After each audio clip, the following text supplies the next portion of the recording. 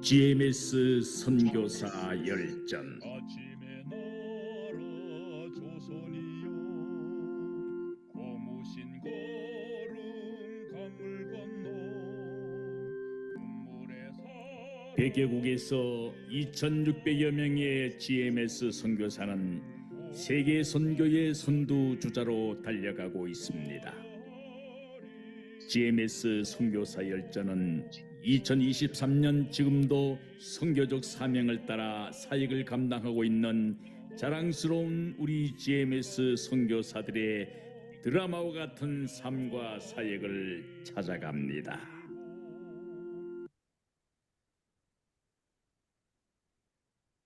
네,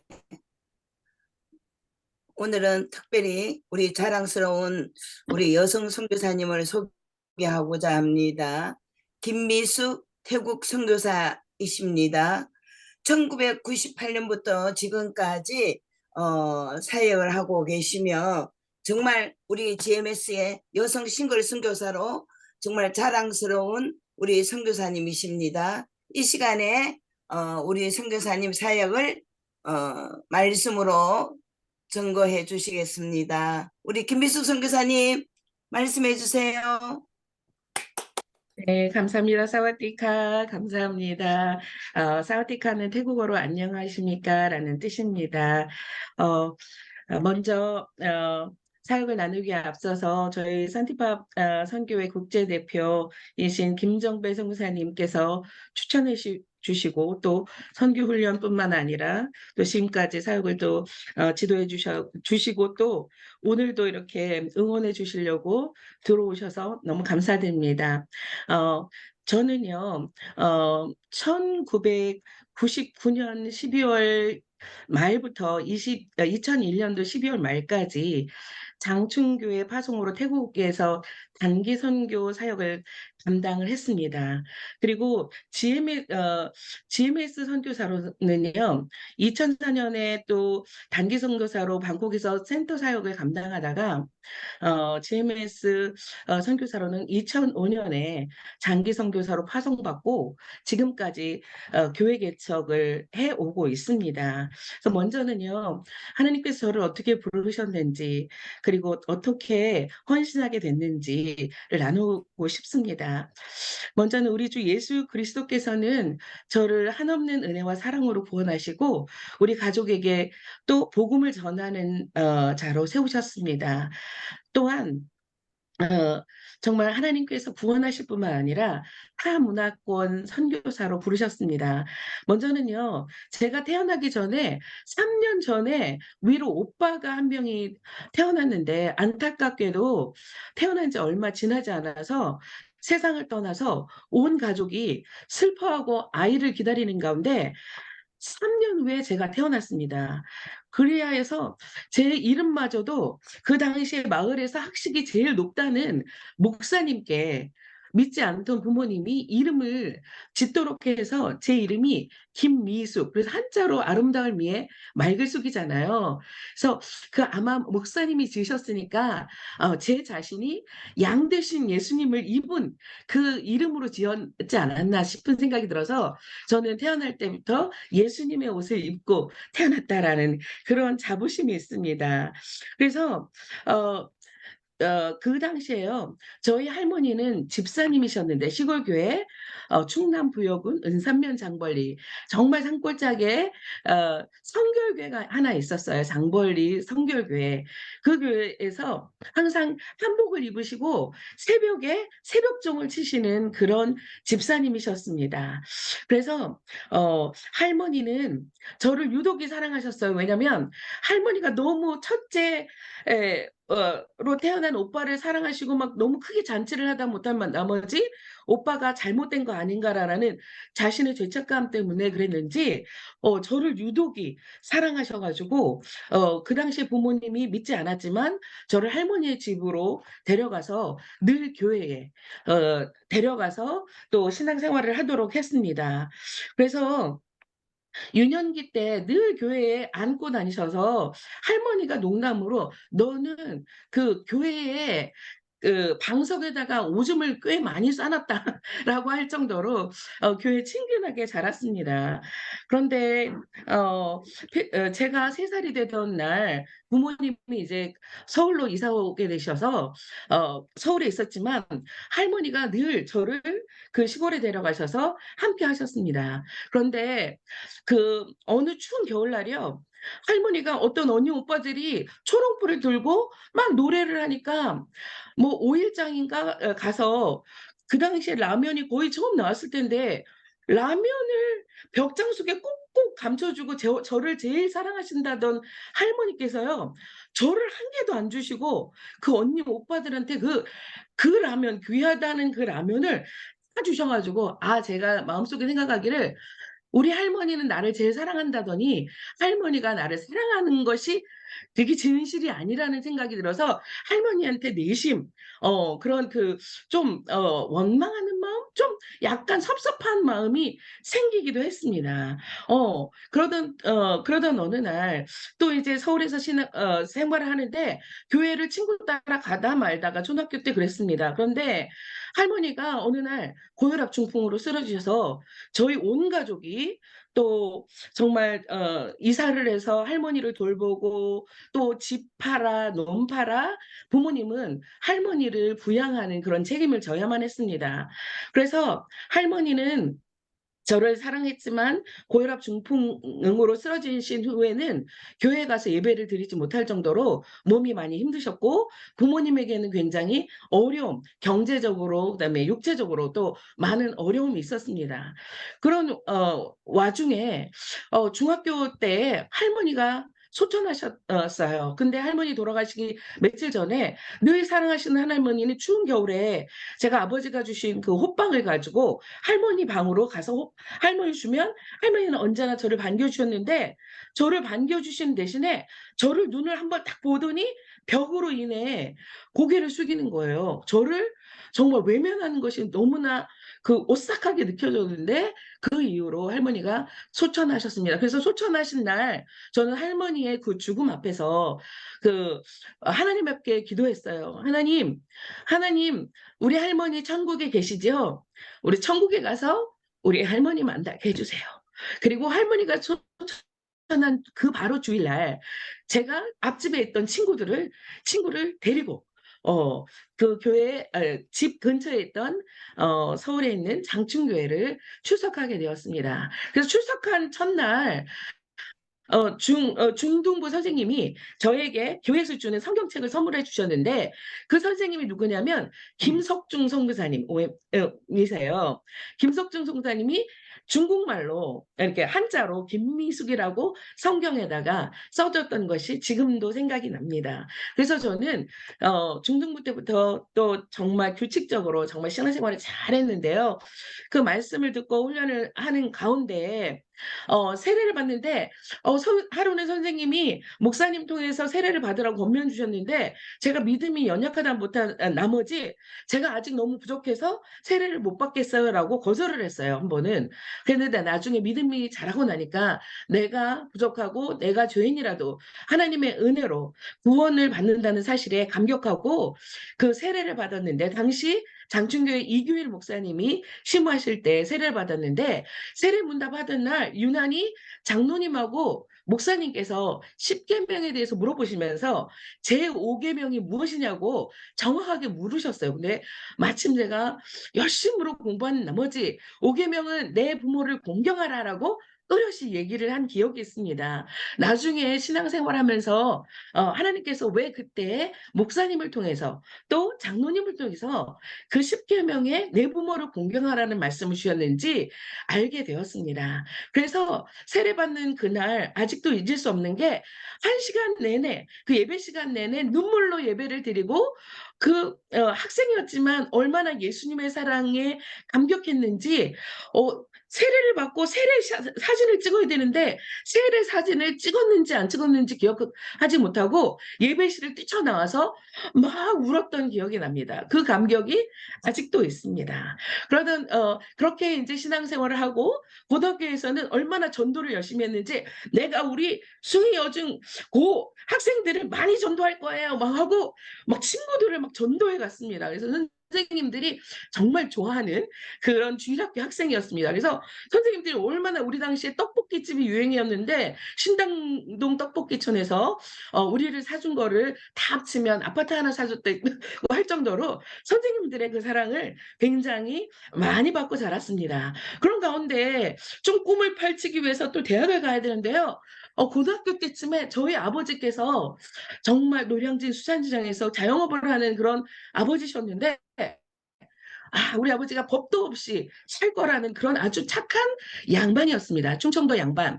그런데 이 일꾼들, 이 밑에 직원들한테 속임을 당하고 하다 보니까 사업이 실패를 했어요. 망해가지고, 큰 빚도 지고, 그리고 갑자기 집도 다 팔고 이사 가야 되고 그런 어려운 환경에 처하게 됐어요. 그리고 아버지가 법도 없이 살 사람인데 다른 사람을 원망 못하고 고민을 하다 보니까 아버지가 급기야는 조울증까지 빠져서 갑자기 아버지가 그냥 남산에도 가시고 갑자기 돌아가신 할아버지가 보인다고 하면서 가시는 거예요. 근데 제가 주일학교 학생 때 예배를 잘 드렸나 봅니다. 이규일 목사님이 주일날 설교를 하면 그 선풍기 돌아가는 그 대예배실에서 땀을 뻘뻘 흘리면서 설교를 하는 걸 보고 당시에 제 주머니에 50원이 제 재산의 전부였는데 그때 말씀을 들으면서 하나님 앞에 기도를 했습니다. 하나님, 저 목사님이 말씀을 전하기 위해서 저렇게 땀을 뻘뻘 흘리면서 전하는데 제가 저 목사님이 저렇게 훌륭하게 말씀을 전하시는 것 때문에 지금 제가 있는 제 재산의 전부를 하나님 앞에 드립니다. 그래서 제 주머니에 있던 50원 전부를 하나님 앞에 드렸던 기억이 있습니다. 그때 목사님이 또 설교 외화를 우리가 성도들이 신앙생활할 때 혹시 악한 영이 괴롭히거든 눈을 똑바로 뜨고 눈을 보고 예수님의 보혈로 기도를 해라고 가르쳐 주셨어요. 그래서 그 말이 왜 이렇게 생각이 나는지 아버지가 저녁에 잠을 못 자고 환청이 들 때마다 당시에 저 혼자 믿음이 견고했기 때문에 제가 혼자 아버지를 붙들고 밤새 기도를 했습니다. 목사님이 그렇게 기도를 했고 또 성경 말씀에 예수님의 이름으로 모든 악한 영이 떠나간다는 그 말씀을 믿었기 때문에 사랑하는 아버지를 위해서 밤새고 자꾸 혼자 기도하니까 어느 날 저희 어머니가 그러는 거예요. 기도하는 게 다냐?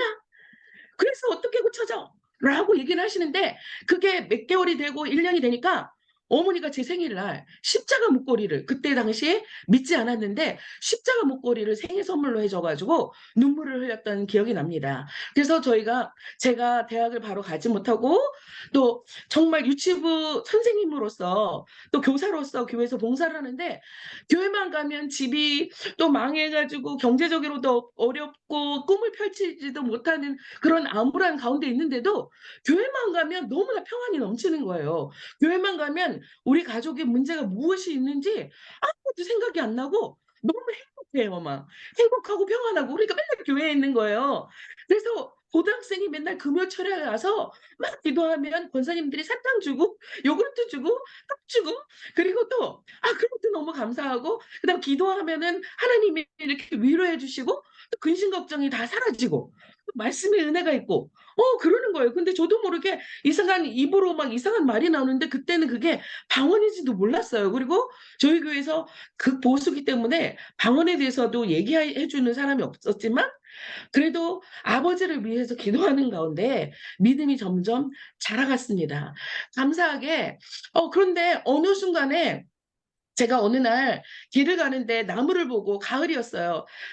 나무가 물이 들었는데 예쁘게 물어들었는데 제가 하나님 앞에 이렇게 말씀드렸어요. 하나님, 나무는 단풍이 들어서 이렇게 예쁜데 저는 집에 가면 너무 어려우니까 이것이 예쁜지 안 좋은지 이걸 잘 모르겠어요. 근데 하나님, 제가 아버지가 나를 사랑하는 건 알겠지만 그게 아버지가 맨날 힘드니까 맨날 아프시니까 아버지가 나를 얼마나 사랑하는지 그걸 잘 모르겠어요. 라고 질문했더니 그 하나님이 제 마음속에 감동을 주시기를 얘야, 너는 나의 완전한 아버지의 사랑을 받았단다. 그러니까 너의 아버지를 좀 긍휼히 여기렴. 이런 말을 주시는 거예요. 하나님이 저에게 완전한 사랑을 주셨대요. 그래서 너는 부족하지가 않다는 거예요.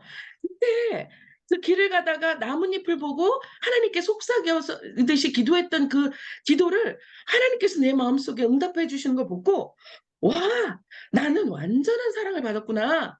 그러니까 세상에 다른 것도 필요하지가 않아.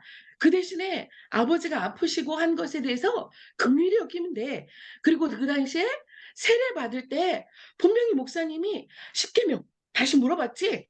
내 부모를 공경하라. 교회 안에서 공경하라. 와, 그래서 그때 말씀을 주셨구나.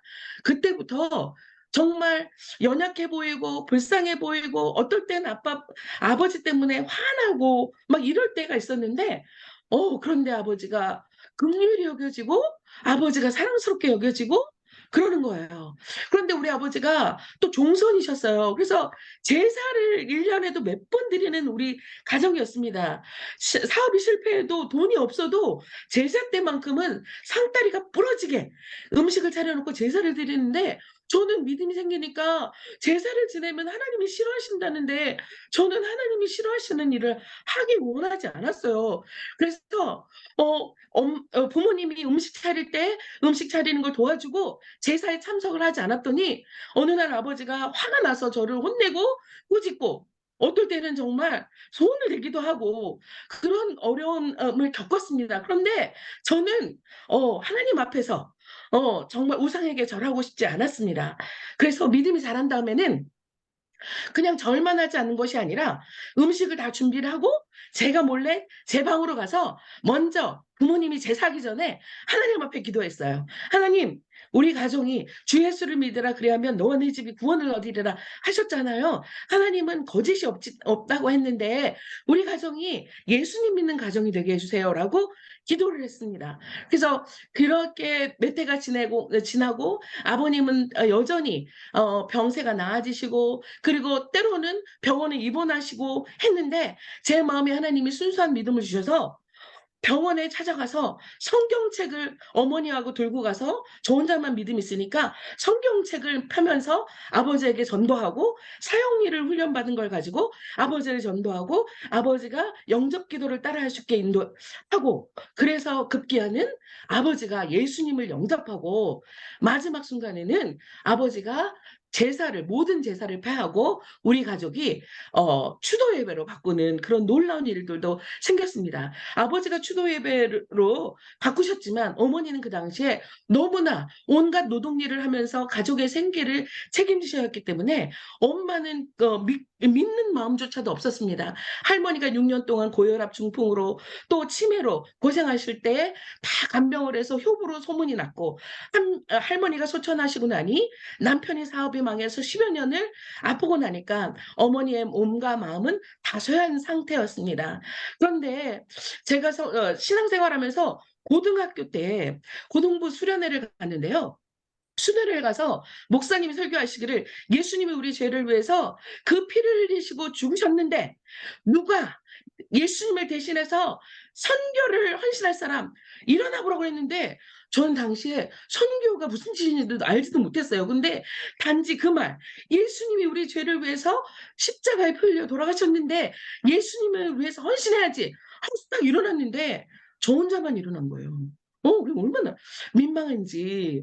그랬는데 성경가 뭔지도 모르고 예수님을 위해서 헌신할 사람 일어나라니까 일어났어요. 근데 일어났는데 그러면 어떻게 가야 되는지 준비를 해야 되는데 당시 제 상황은 아버지는 아프시고 가세는 어렵고 그래서 대학을 갈 수도 없고, 그리고 교회에서는 유치부 교사로 있었는데 유치부 성가대 지휘를 했는데 피아노 반주하는 선생님이 대학교만 들어가면 맨날 그 반주하러 늦게 오는 거예요. 그래서 하나님, 제가 반주를 띵띵거리기라도 한 손이라도 칠 수 있다면 선생님이 늦게 올 때 제가 대신 어린아이들을 연습시키면 좋겠는데 어떻게 합니까? 그러다가 저녁에 피아노를 배우기 시작했어요. 그래서 아이들을 가르치고 그 피아노를 배우면서 피아노 학원 교사가 되고 또 조그맣게 상설로 피아노 학원을 열게 되면서 이상하게 피아노 학원을 열면서 가난한 집 아이들을 무료로 가르쳐 주는 거예요. 그리고 크리스마스 때 아이들에게 초청을 해서 복음을 전하고 그다음에 막 음식을 나눠주고 하는 거예요. 마치 가정교회를 하는 느낌이었어요. 그리고 교사를 하면서 성경 필사를 했습니다. 그 당시에 장충교회에서 성경 신구약 필사를 했는데 청년부 중에서는 아무도 성경 필사를 한 사람이 없어서 급기야는 성경 필사한 거를 책으로 교회에서 엮어줬는데 그 교회 표지 이름이 신구약 성경 김미숙 집사 이렇게 나왔어요. 당연히 청년은 필사를 안 했으니까. 그래서 표지에 아직도 집사로 되어 있습니다. 그래서 성경 필사를 하는 가운데 하나님께서 말씀의 은혜를 주시고 필사하면 도대체 말씀이 깨달아질까? 틀리면 또 다시 지우고 아니면 찍고 다시 하는데 어떻게 말씀이 기억돼? 그런데 너무나 신기하게도 성경을 필사하면서 성경 말씀이 막 이렇게 입체적으로 느끼기 시작되는 거예요. 그러면서 이상하게 옛날에는 정말 신학 공부는 되게 아주 고리타분한 학문이라고 생각이 되었어요. 왜냐하면 여자 전도사님들마다 하얀 저고리하고 까만 치마를 입고 이렇게 성경을 들고 신방을 오시는데 이거는 되게 재미없는 거구나라고 생각을 했거든요. 그래서 신학은 절대로 안 할 거야라고 생각했는데 이상하게 성경 말씀이 알고 싶은 거예요. 그래서 기도하는 가운데 그러면은 늦었지만 공부를 해야겠다. 그래서 하나님께서 칼빈 신학교 유아교육을 들어가게 하셨어요. 남들보다 늦게 들어갔지만 정말 그때는 저녁에 공부를 했거든요. 얼마나 열심히 공부했는지 그 유아교육과 과장님이 너 유아교육과 중간에 때려치지 말고 유아교육 졸업하고 신학교를 가더라도 가라. 그래가지고 유아교육에서도 굉장히 열심히 해가지고 유아교육과 학생장으로 신학과 학생들하고 같이 그 학교 일을 같이 하는 그런 또 열심히 있었습니다. 유아교육을 하면서 장충교에서 필리핀 근로자 사역을 하게 되었는데요. 왜냐하면 그 동기가 제가 선교에 엄청 지식이 있어서 한 게 아니라 가만히 보니까 지금은 우크라이나의 김병범 선교사님이 장충교회 외국인 근로자 사역을 막 열으셨는데 보니까 외국인 근로자 사역에 대한 인식이 없었던 때라 아무도 잘 도와주지 않는 거예요. 어느 날 보니까 교회 마당 수도가에서 목사님이 혼자 상추나 이런 걸 씻고 계시는 거예요. 외국인 근로자들의 간식을 만들어 주려고, 샌드위치를 만들어 주려고. 그런데 단순히 아니 내가 장로교회에서 자랐는데 목사님을 잘 섬기는 거라고 배웠는데 왜 안 도와주는 게 이상한 거예요. 그래서 목사님 제가 할게요 해가지고 제가 저 혼자만 가는 게 아니라 그때부터 제가 그 개척의 은사가 있었나 봐요. 제가 제 친구와 그 교회 언니를 같이 데리고 가서 같이 함께 봉사를 했습니다. 외국인 근로자 사역팀으로 들어가서 간식도 담당하고 같이 목사님하고 필리핀 근로자들을 신방하고 급기야는 그 필리핀 근로자들 성가대를 만들어서 그 당시에 성가대원들 다 해가지고 40명을 연습해가지고 정말 근로자 사역을 너무 열심히 해가지고 필리핀 사람들을 너무 사랑해가지고 병원도 친방 다니고 그리고 영어도 잘 할 줄 몰랐지만 그리고 따갈로그도 잘 할 줄 몰랐지만 하나님은 당신을 사랑합니다. 빵이나 올 마겠다 이거 외우고 다음 주에 꼭 오세요. 살링골레 지금도 생각나요. 몇십 년이 지났는데 지금도 생각나요. 그런 거 나 영어 찬양 몇 개 외우고 이렇게 해가지고 그 짧은 영어와 시장 영어라고 하죠. 그런 걸로 사랑하면서 그렇게 사역을 했습니다. 그래서 하나님 만약에 저를 선교사로 보내신다면 막연히 필리핀이나 중국, 아프리카로 보내지 않을까라고 생각을 하던 차에 칼빈 신학교 유아교육과를 졸업하고 장충교회 청년부에서 태국에 60명이 단기 선교로 오게 되었습니다. 60명이 오는데 태국 동북부와 남부로 흩어져서 왔는데 저는 처음에 태국 남부인 나커시타마라에 갔는데 보통은 태국 선교에 헌신하기 위하면은 보통 태국에 오잖아요. 근데 저희 장충교회는 싱가포르에 먼저 갔어요. 싱가포르에 갔는데 거기에 되게 카리스마 있는 어떤 분이 계셨는데 그분이 김정배 선교사님이었어요. 김정배 선교사님이 처음부터 막 선교 특강을 하시면서 그다음에 OMF의 총장님, OMF 선교사 총장님을 막 부르면서 데이빗 피카드로 기억이 되는데요.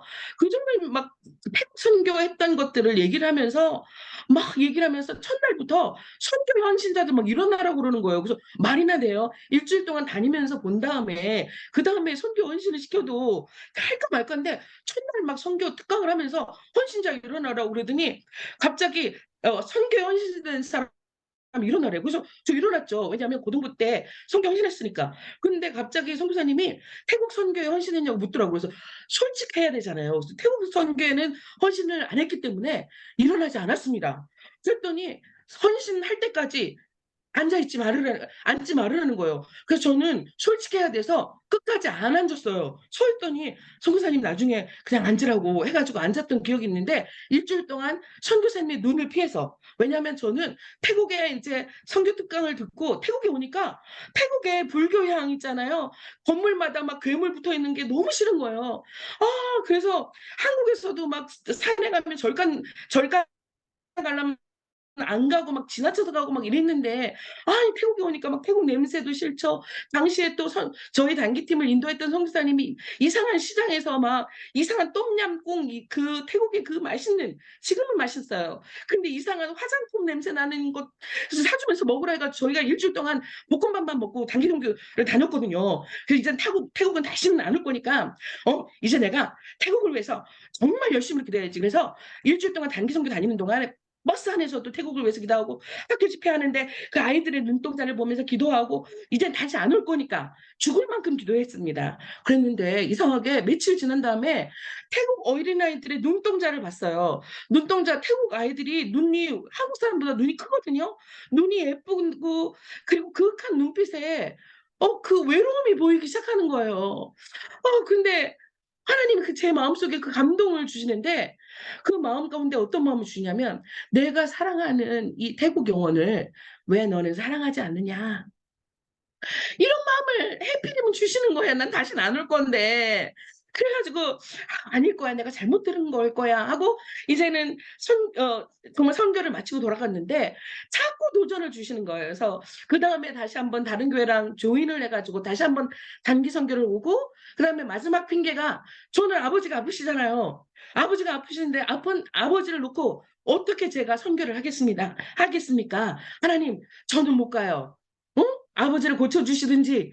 그래가지고 제가 정말 당시에 오살리 기도원에 제가 막 혼자 막 가고 40일 기도한 다음에 마지막 날에 응답을 받기 위해서 갔습니다. 혼자 기도굴에 가서 기도하는데 와 내가 40일 정도 기도했으니까 하나님이 야 너 그 정도 됐으면 됐다. 너 다른 나라 가도 오케이 이렇게 사인을 줄 줄 알았는데 갑자기 하나님이 칭찬은 대신에 하나님이 저를 막 혼내키시는 거예요. 마지막에 마음속에 너 참 교만하다. 그래서 깜짝 놀랐어요. 아니 무슨 교만한 건가요? 그랬더니 야 네가 너의 아버지를 제일 사랑한다고 생각하느냐? 내가 피값으로 산 너의 아버지 김경조를 내가 너보다 더 사랑한다는 사실을 왜 망각하고 있느냐? 너는 너의 할 일을 하라. 그래서 나 펑펑 울었어요. 내가 좀 아버지하고 함께 있겠다는데 하나님이 더 사랑하신다니까 할 말이 없잖아요. 그래서 정말 선교의 콜링에 아픈 아버지를 놓고 그리고 정말 생활을 담당해야 되는 어머니, 동생, 남동생 둘을 놓고 선교지를 가길 마음먹고 단기 선교사로서 장충교회에서 파송받기 원했는데 장충교회에서 또 파송받기가 힘든 거예요. 교회 출신의 선교사를 파송한 일이 없는 거예요. 그래서 1년 동안 선교에 너무 헌신됐으니까 마음이 가만히 있지를 못하는 거예요. 그래서 금요철야 후에 제가 자발적으로 청년들에게 자원에서 밤새 철야 기도할 사람 모여라. 그래서 저희가 자원에서 금식 기도해서 금식 기도한 돈을 모아서 김밥을 싸고 오뎅국을 끓여서 철야 기도회가 끝난 후에 부목사님을 모셔서 말씀을 듣고 부목사님은 집에 가서 쉬도록 하고 저희는 밤새 선교와 교회를 위해서 또 한국을 위해서 밤새 기도를 1년 동안 했습니다. 그래서 1년 동안 기도하는 가운데 하나님께서 청년부 목사님 통해서 당시에 김요셉 목사님이었는데요. 청년부 목사님이 저를 이끌고 담임 목사님이었던 남창훈 목사님 앞에 데리고 와서 이 청년이 선교를 나가기로 했는데 보내주십시오 해서 단기 선교사로 파송을 받게 됐습니다. 당시 남자 목사님은 너 성격이 급하냐? 그래서 네. 나도 그래. 그런데 알지 않냐? 아직 우리가 선교에 그렇게 열정이 없으니까 비록 재정은 많이 하지 못하더라도 하나님만 믿고 가라. 그래서 그 말씀이 맞았어요. 하나님만 믿고 가라는 말씀을 해주셔서 정말 버텼던 것 같습니다. 그래서 김정배 성사님께서 또 도전하시기를 오면은 이제 언어 훈련을 하고 단기 선교사니까 3년 단기 선교를 하면 1년을 언어 훈련하고 또 2년은 산티파 콕자론 교회에 사역자가 없는데 그곳에 가서 사역을 하라고 했습니다. 그래서 뭐가 뭔지도 모르는데 어쨌든 순종하는 마음으로 했는데 1년을 저희 선교부에는 그 태국어를 잘하기로 다 유명합니다. 그래서 김정배 성사님은 9개월인지 배우고 언어 시험에 합격을 했고 저는 10개월을 배우고 또 언어 시험에 합격을 했습니다. 그래서 언어 시험에 합격을 하고 또 이 동북부 시골 마을에 산티파 폭자론이라는 교회에서 담임 사역을 하게 된 거예요. 단기 선교사인 내가 담임 사역을 하게 된 건데 1년 언어를 겨우 배워가지고 막 때로는 아니라 아주 자주 태국어를 틀리면서 얘기를 하는데 시골에 가니까 다 사투리를 쓰고 있는 거예요. 그리고 외국인에 대한 이해가 없으니까 다 사투리를 얘기하고 집에 가고 저는 부모님을 떠나서 산 적이 없는 그야말로 서울 사람이었는데 완전히 동북부 깐촌에 갔는데 전화기도 잘 안 터져. 그다음에 교회 나무 집 위에 2층에 양철 지붕에서 살아 있는데 도대체 내가 여기서 살아남을 수 있는가? 선교는 고사하고 여기서 안전한지도 확신 없는데 그래도 일단 주어진 환경이니까 그래도 사역자로 부르심을 받았는데 새벽 예배도 있죠. 수요 예배도 있죠. 금요 예배도 있죠.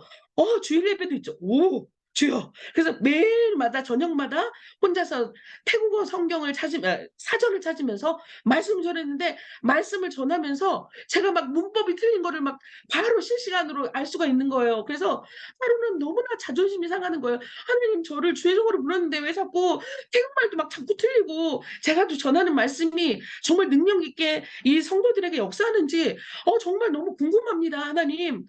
그랬는데요. 어느 날 새벽 예배 끝났는데요. 댕이 엄마라고 부르는 매댕이 갑자기 막 울면서 제가 너무 가난해가지고 1년에 한 번 농사를 지은 수입으로 해서 11조도 제대로 못하고 하나님 제가 11조를 제대로 못 드려졌는데 선교사님이 11조는 하나님을 갖게 드리는 거라고 꼭 해야 된다고 막 회개를 하는 거예요. 그래서 역시 하나님은 태국어 문법으로 하는 게 아니라 믿음으로 하는 거구나. 내가 틀린 말 해도 성령께서 역사하시니까 하나님이 역사하시는구나 라는 생각에 그러더니 며칠 지나서 댕이 엄마가 제가 2층에서 맨날 있으면 아침에 성도들이 아짠 미숙 선교사님 부르면 사건과 사고가 일어나서 놀라곤 해요. 그래서 2층에서 막 달려오니까 댕이 엄마가 리어커에다가 쌀을 3가마 를 가지고 빨간 토끼 눈을 하고 기다리고 있었어요. 그래서 제가 너무 아는데 그 당시에 20여 년 전에는 그 마을 주민들이 너무 가난해서 정부에서 돈을 빌려서 생활해서 돈이 없을 텐데 먹을 것도 잘 없을 텐데 그런데 믿음이 아직 자라지 않았던 남편하고 전쟁을 해서 본인이 이긴 거예요. 그래서 쌀 3가마니를 가지고 11조를 드리겠다고 온 거예요. 그래서 울면서 둘이서 눈물 흘리면서 11조를 낸 믿음의 어머니에게 축복을 해줬던 기억이 있습니다. 그래서 제가 단기 선교사로서 제가 막 시골에서 혼자 시골에서 결혼도 안 했는데 막 혼자 보내는 우리 정말 믿음의 국제대표 때문에 강신당이 막 생기고 그랬는데 정말 그게 국제대표 때문에 가는 게 아니라 주님께서 저를 부르시고 그곳에서 성도들과 함께 뭘 한 건 없어요. 그냥 같이 산 거. 그 저도 되게 사람들이 굉장히 막 믿음의 용사다 뭐 이렇게 얘기하는데 저 혼자 있으면 아줌마 아저씨들한테 말을 잘 섞어서 못하고 부끄러움 많이 타고 그래서 교회 안에서만 있고 애들하고 막 논에 가서 할 줄 아는 거 없으니까 음료수 사가지고 농사 짓는 사람들 그 음료수 대접하고 뭐 이런 것밖에 없었거든요. 그러다가 내가 할 수 있는 게 뭘까? 내가 유아교육을 했는데 기독교 교육을 했는데 마땅히 해야 될 길을 아이들에게 가르치라. 그래야면 늙어서도 그 길을 떠나지 아니하리라. 이 말씀을 배운 그 기독교 교육을 했는데 그래서 1년 동안 그 산티팝 콕자른 교회 성도들을 훈련을 시켰습니다. 그런데 산티파 교회 성도들은 1993년 국제대표인 김정배 성사님이 그 교회를 개척하고 6명에게 세례를 줬는데 그 세례 준 사람들이 자신들이 가지고 있던 불상을 파괴를 했어요. 그래서 이걸 시기하던 그 마을 사람들이 신고를 해서 우리 국제대표가 막 지옥의 대마왕 뭐 이런 걸로 해가지고 온 지역에 수배령 내려가지고 태국에서 떠나시고 그래서 싱가포르에서 자리 잡고 있던 상태에다가 94년부터 담임사역자가 없다가 7년 뒤인 제가 거기서 담임사역자로 가게 된 거예요. 그러니 성도들은 맨날 경찰에 가서 신문을 당했는데도 불구하고 한 사람도 예수님을 부인하지 않고 선교사님이 시킨 게 아니라 내 자신이 그 정말 불쌍히 필요 없기 때문에 파괴했다라는 것을 해서 더 이상 큰 문제가 생기지 않았습니다. 그랬는데 그 성도들이 자신들이 모여서 기도하고 자신들이 모여서 예배하고 헌금하는 그런 귀한 믿음의 성도들 가운데 아니 사역자가 한 명도 없었는데 사역자가 떨렁 7년 만에 왔는데 게다가 싱글 선교사에 돈도 없는 차도 없는 그냥 싱글 선교사 뭐 아무것도 없는 선교사가 교회 2층에서 산대요. 그러니까 얼마나 미래와 소망이 정말 이상과 현실이 너무 다른 거를 느낄 수 있지 않겠어요. 근데 뭐 아무것도 모르고 막 말도 틀리고 하는 선교사가 맨날 1년 동안 뭐 기독교 교육이 어떠니니 막 말 틀려가면서 막 하는 거예요. 근데 더 이상 마을 사람들에게 뭐욕 듣고 싶지 않고 조용히 살고 싶은데 자꾸 뭐 전도를 해야 된다는 둥 금식을 해야 된다는 둥 제가 그 당시에 별로 재정이 없으니까 금식을 해서라도 돈을 아껴가지고 뭘 사용을 좀 해보려고 막 하니까 저만 금식할 수 있나요? 성도들도 다 훈련해가지고 같이 금식해서 같이 동원했는데, 근데 1년 동안 성도들이 반대하더니 1년 동안 기독교 교육을 하니까 이제 산티파 콕자른 교회 어린이집 부설 그 어린이집을 열기로 하자. 그때 당시만 해도 어린이집 법이 없었습니다. 그래서 그 단기 선교사인데도 하나님께서 지혜를 주셔서 30km 떨어진 그 렁록타 면에 교육부에 찾아가서 우리가 어린이집 법이 없는데 그러면 어떻게 하면 허락을 해주겠습니까? 했더니 마을의 동장이나 이장에 허락을 받으면 마을 자치로 하는 걸로 인정해주겠다고 해서 제가 정부 서식이 그 어떤가를 한번 보고 정부 서식에 흑백으로 사진을 넣고 교사 이름을 넣고 어린이집, 유치원 교사, 허가증, 이런 게 있더라고요. 그래서 콕자란 교회 어린이집 허가증, 이렇게 해가지고 만들어서 동장과 이장에 사인을 받았는데, 마을 사람들이 교회, 자치회의를 열어서 이 교회에서 하는 어린이집에 보내지 말자고 자꾸 회의를 하는 거예요. 그런데 어린이집 개원할 날짜를 다가오는데 한 명도 등록한 사람이 없었습니다. 그리고 어린이집 교사를 할 수도 없는데 그 당시에 고등학교도 졸업하지 않은 누 집사님을 고등학교 검정으로 공부할 수 있도록 학비를 대주고 고등학교를 졸업하게 해서 교사 교육을 하기 시작했습니다. 그래서 마지막에 교육부 담당자를 초청해가지고 어린이집 개원하는 날 선교사님들과 그 교육부 담당자를 초청해서 정말 예배를 드렸는데 교육부 담당자가 자기가 태어나서 외국 사람을 2번 봤대요. 근데 한 번은 서양 사람이고 한 번은 동양 사람인 전데 이제 콕자런에 오래 1년 살다 보니까 얼굴이 까매져가지고 자기네 얼굴하고 비슷하다고 하면서 당신의 비전이 너무나 마음에 든다.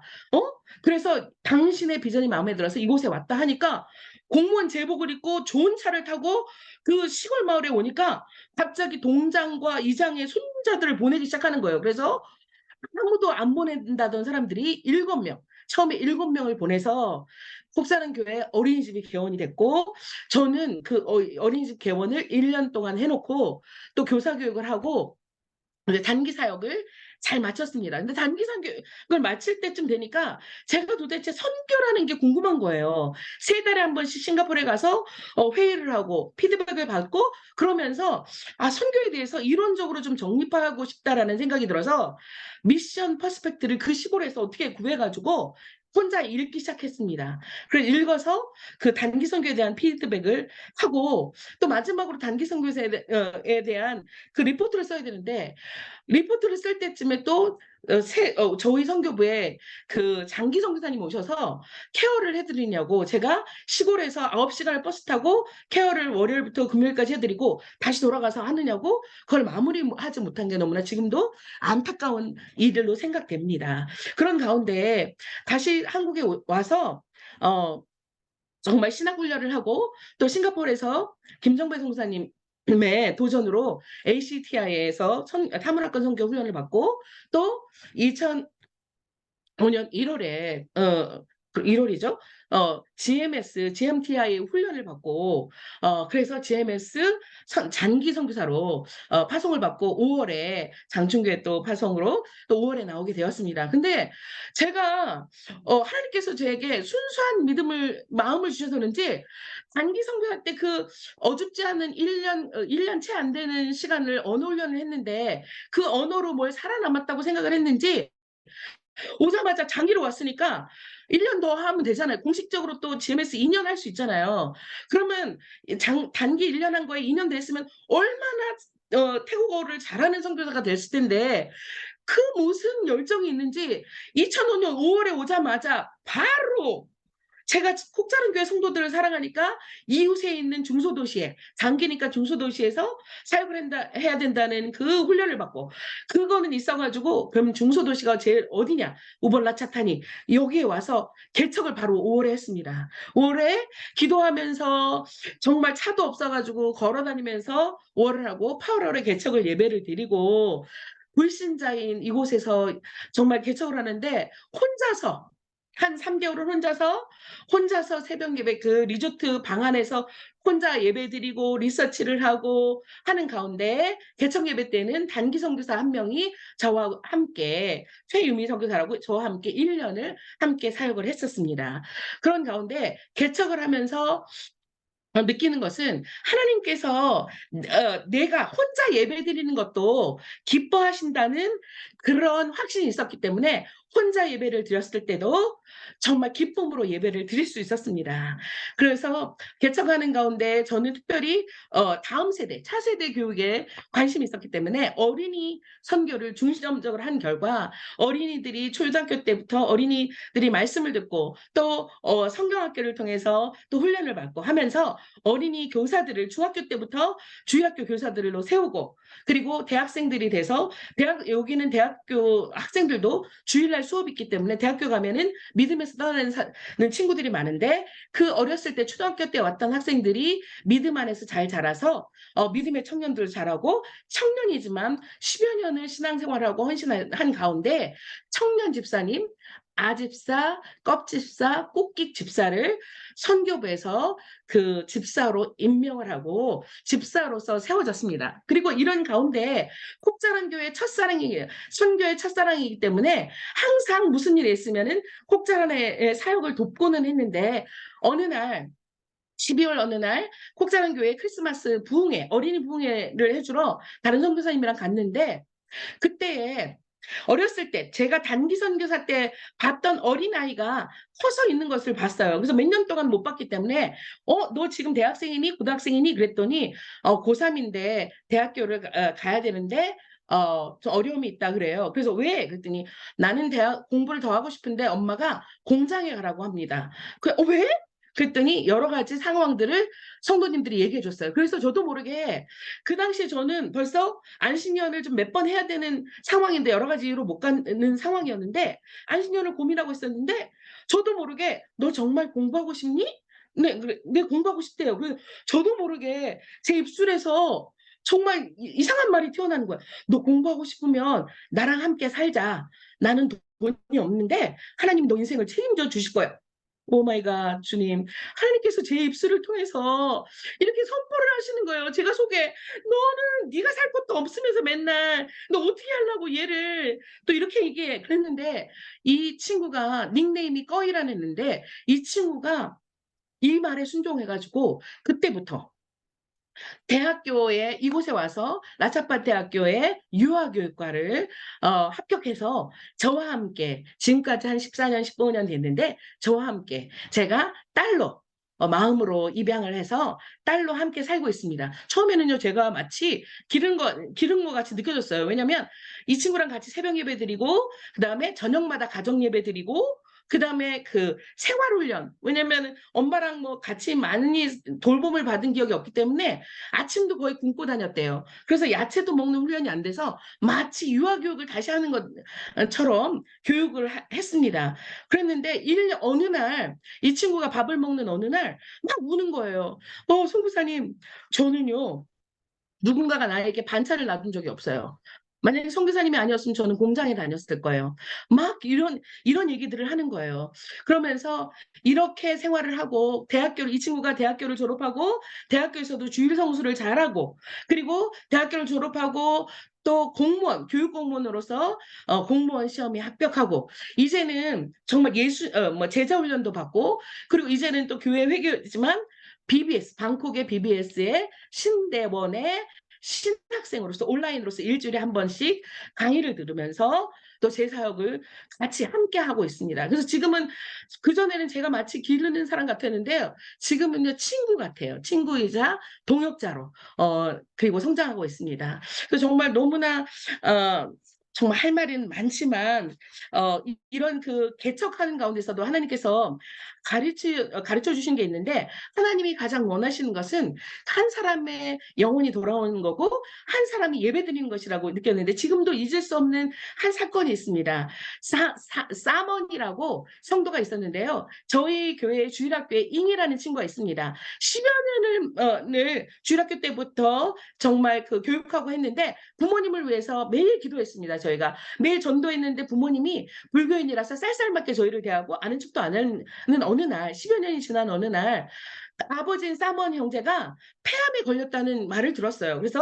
그런데 마침 3년 전에 그 코로나로 위험할 때였습니다. 그런데 그래도 우리가 계속 전도했으니까 신방을 가야겠다는 생각이 있었어요. 저도 사람인지라 저도 두렵고 했지만 마스크를 쓰고 성도들과 가서 성도들은 멀리 있게 하고, 저는 병원에도 신방을 했습니다. 그런데 이상하게 어느 날 병원에 신방하는데 친척들도 저 신방을 하지 않는데요. 왜냐하면 코로나로 너무 무서우니까. 그런데 어떻게 선교사님이 왔냐고 하면서 눈물을 짓길래, 이상하게 그 마음에 이 교회 병원에서 주는 수건으로 그 성도의 팔을 닦아주고 싶은 거예요. 그래서 팔을 닦아주면서 기도를 하니까 눈물을 흘렸어요. 그런 일이 있은 후에 그 형제가 병이 호전되고 교회에 오토바이를 타고 부인하고 좀 나오고, 그 다음에는 믿음이 생겨서 세례 훈련을 하고, 그런데 그 다음에는 병이 악화돼서 더 이상 교회를 못 나오게 됐습니다. 그 교회를 못 나오게 되니까 집에서 세례 훈련을 하고, 그 다음에 집에 있는 불상을 본인들이 제거하고,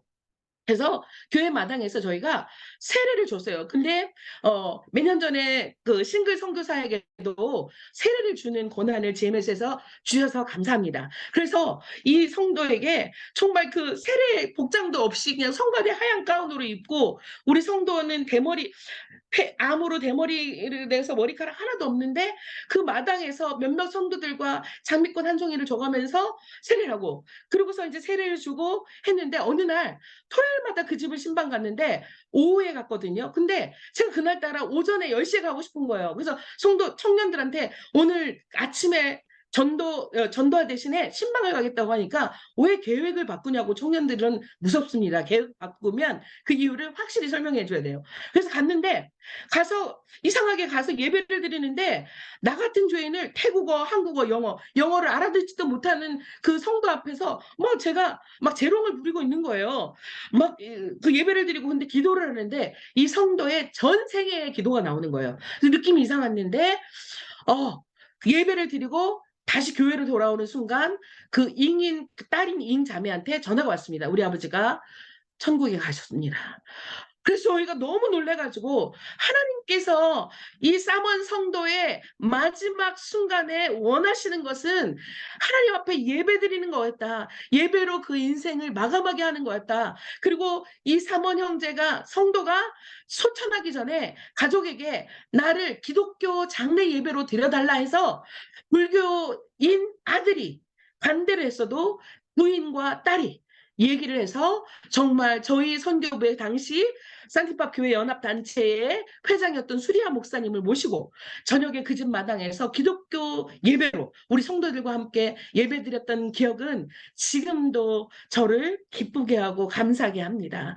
그래서 지금 어, 어, 정말 여러 가지 하나님께서 선교를 하면서 만남의 복을 주셨는데요. 또한 또 프란짓 할머니가 있습니다. 저희 교회 방콕에서 신앙생활하던 그 할머니가 우본에 오셔서 저희 교회 와서 저희 교회가 막 그 어려움을 다 도와주고 했는데 급기야는 너무나 어려워지니까 고향인 마을 다른 면에 이사 가셨어요. 산티파 콩지암이라는 면에 이사 갔는데 가니까 교회가 없는 거예요.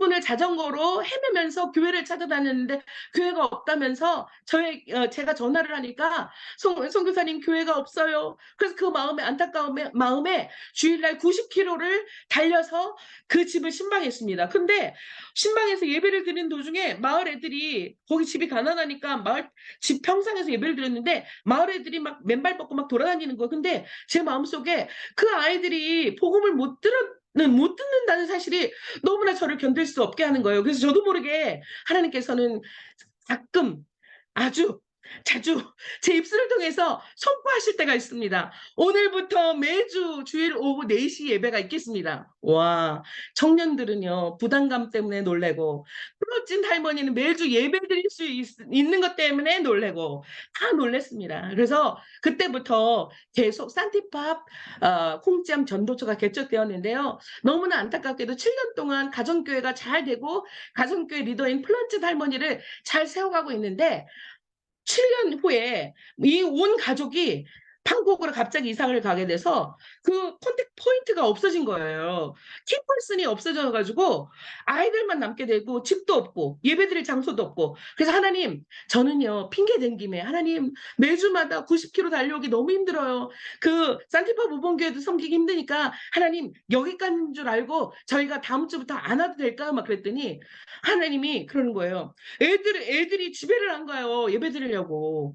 그 애들 놓고 올 수가 없어서 급히 렌탈 장소를 빌려서 지금까지도 정말 상주하는 사역자 없이 저희가 산티파 모범교회 청년들을 데리고 같이 매주 90km를 달려서 전도처에 개척을 하고 있습니다.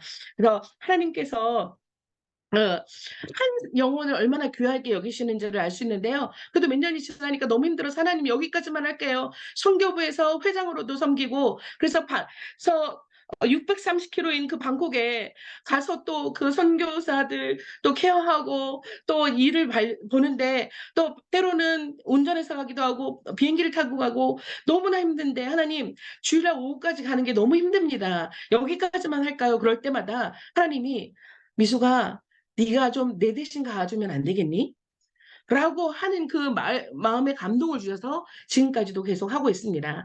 지금은요, 2005년에 하나님께서 돈이 하나도 없는 저희가 렌트를 11년 동안 그 교회 상가 건물을 렌트를 하고 있는데 교회 주인이 저희더러 사라는 거예요. 돈이 어딨어요? 그래서 다른 곳으로 렌트를 하려고 하니까 11년이 지난 다음에 렌트비가 그 정도 크기는 다 2배 가격이 올라서 렌트비를 낼 수 있는 돈이 없어서 조그만 10평짜리 땅이라도 해서 천막이라도 쳐서 교회를 짓고 예배를 드려야겠다는 마음으로 9개월을 우본 도시를 다 돌아다녔습니다. 기도하면서. 그랬는데 하나님이 희한한 방법으로 물 먹은 물병부터 팔아서 뭐 폐품 모아서 팔아서 하니까 우리 교회 청년 집사하고 청년들이 저를 막 뭐라고 욕하는 거예요. 그 돈 갖고 어떻게 매덕이 되는 땅을 사냐고 말도 안 되는 거를 한다고 하느니 그래도 제가 할 수 있는 일을 하겠다고 했더니 하나님께서 기적을 일으켜 주셔서 지금은 2005년도에 726평을 하나님께서 사게 해주셔서 정말 어려운 가운데 정말 1년 후에는 토지를 집안을 가지고 그렇게 해서 지금 7년이 지난 지금도 아직도 건축 중. 그래서 태국 선교회 아마 역사에 남을 거예요. 돈이 생길 때마다 조금씩. 그리고 건축한다고 막 이렇게 하지 이렇게 다 전하지 못하고 막 건축한 거 라고 막 큰 소리 하지도 못했는데 기도하면서 정말 헌금이 생길 때마다 조금씩 해가지고 해드리면 터지기 바로 전인 12월에 그 기초공사를 시작했는데 그 다음에 2월 달에 코로나 터져서 도시가 봉쇄가 일어났습니다.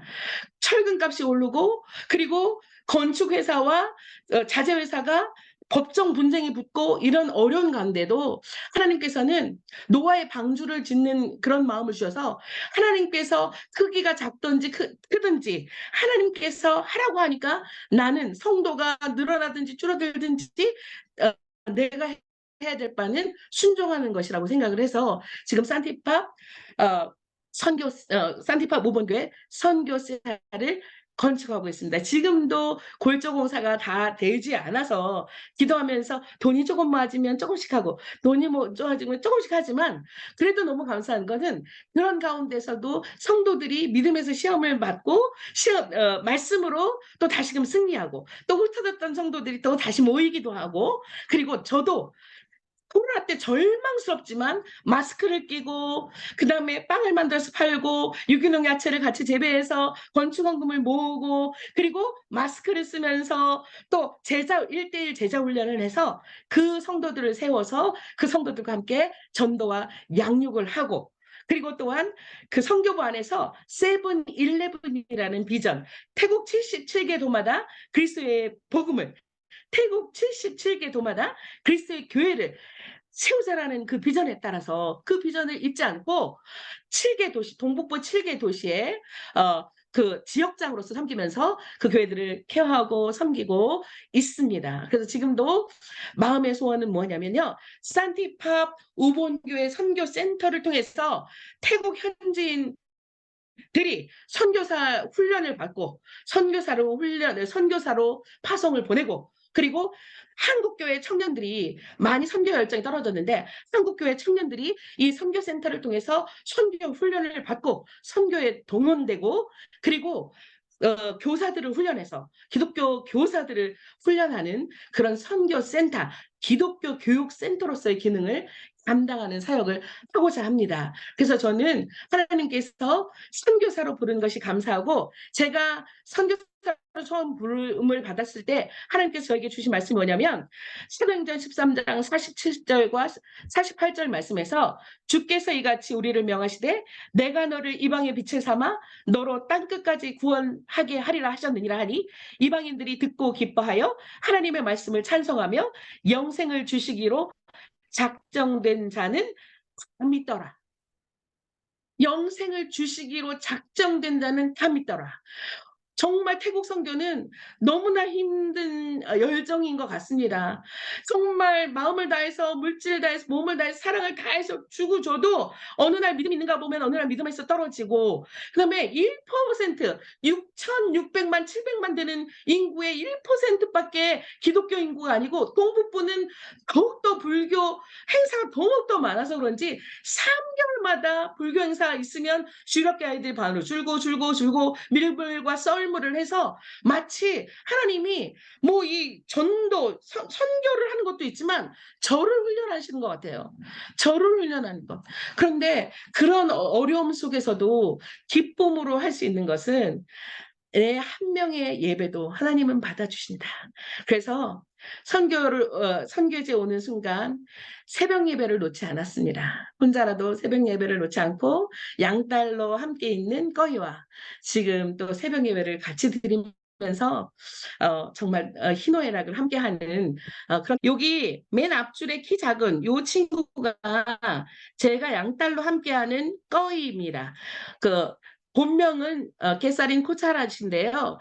이 친구가 교육 공무원으로서 유치원 교사로 있는데요. 유치원 교사면서 신대원의 신학생인데 개학 때마다 교사들 시무식이 있습니다. 지역에서 구별 시무식이 있는데 어느 날 제가 너무나 정말 사역에 지쳐서 어려운 가운데 있고 다른 도시에서 6시간을 운전해서 정말 사역자 훈련생들에게 강의를 하는 날이었는데 이 친구가 메신저로 이 사진을 저에게 보내왔어요. 그러면서 그 메신저에 메시지를 했는데 어떻게 했냐면 선교사님 저는 크리스찬이잖아요.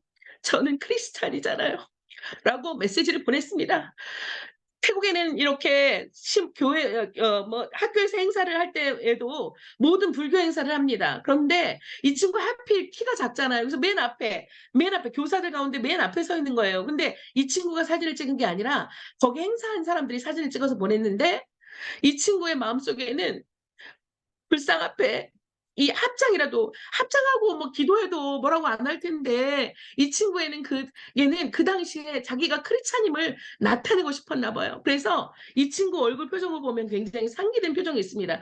불교 사회에서 자신을 공무원들 앞에서 자신을 크리스찬으로 드러낸다는 사실은 태국 선교사로 있으면 있을수록 얼마나 쉽지 않은 일인지 알 수 있습니다. 이 사진이 저를 이곳에 하나님이 보내신 이유라고 생각합니다.